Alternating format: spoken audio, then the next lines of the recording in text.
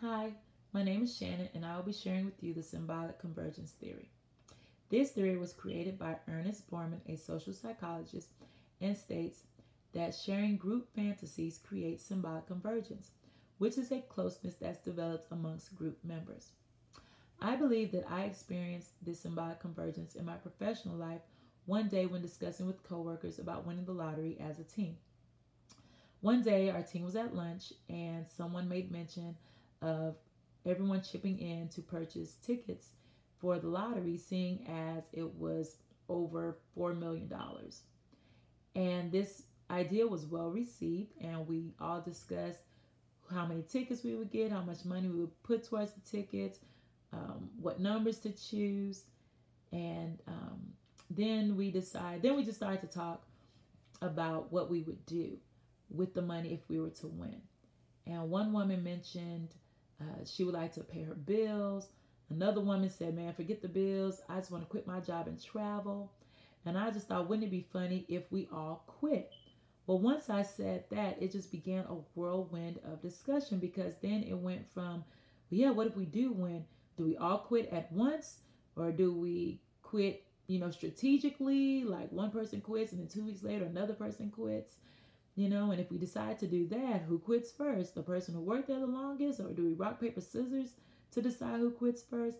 And we just end up having a good time just talking about um, what we would do if we won the lottery.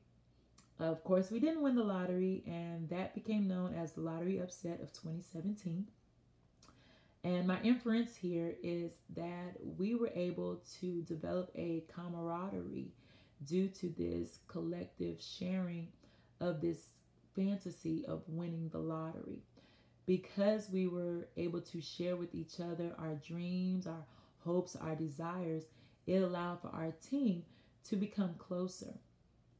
Now, related to my personal life, I believe I experienced symbolic convergence in 2011 when I participated in a figure competition. For those who don't know, figure is about a level or two below bodybuilding.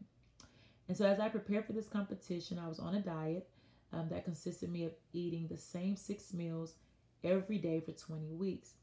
And so, needless to say, as I was on this diet, I started to imagine other foods that I would eat after competition, including a peanut butter jelly sandwich, which I haven't even eaten since like I was 10.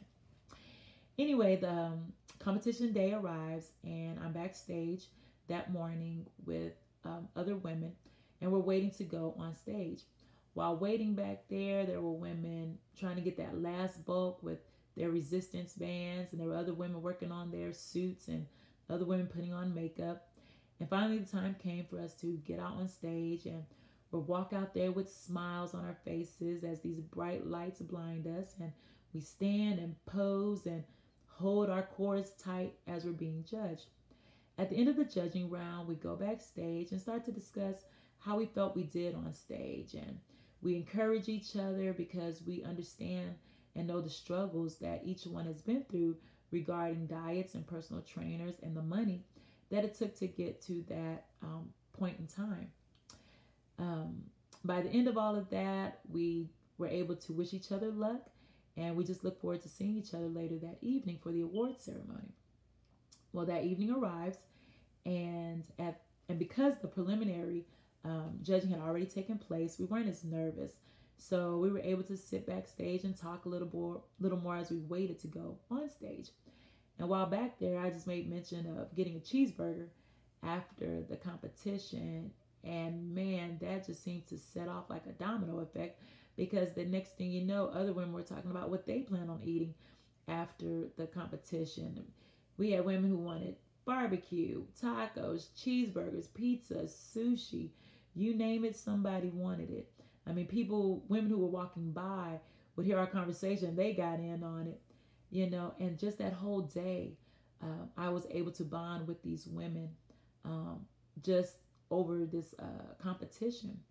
And I infer that we were able to have this bonding because, like I said earlier, we knew each other's struggles with the diet and the personal trainers and the money that it took to get to that point. And then also, we were able to share in that fantasy of what we would have after the meal and just what that did for us. And we were able to know each other's joy and being able to eat a different type of food after the competition.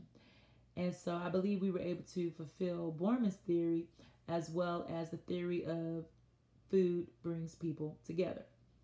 And so in conclusion, I'm excited to know about this process and what it is that takes place. And I look forward to finding out why the convergence doesn't take place. I think this will make me more observant in the conversations that I'm involved in. And now that you know about symbolic convergence theory, let's see if you notice when the convergence takes place. See if you notice in conversations that you're in when it doesn't take place, and try to figure out why it happens and why it doesn't happen. And if ever you're in a conversation and you notice it's taking place, don't shy away from it, but actually take part in it and share your ideas and your narrative and let the people experience you. And whether it's whatever side it is of you, your witty side, your funny side, your shy side, your academic side, share that so that with all of that sharing, your group can become closer. So with that being said, go out there and converge. Thank you.